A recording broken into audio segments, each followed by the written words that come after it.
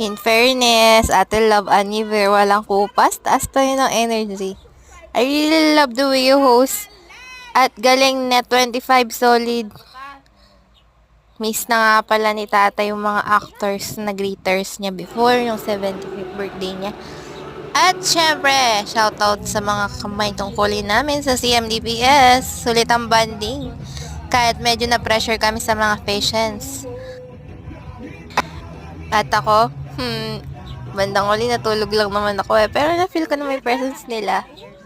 Sila Rico Blanco, sila Miko, sila Rocksteady, at yung iba pa mga banda. Grabe yan sa'yo ng madlang people, oh. Oh, halata naman, di ba? May talon-talon, oh, payong, oh. Ganyan talaga enjoyment ng mga nasa kapisanan. Batang-bata pa.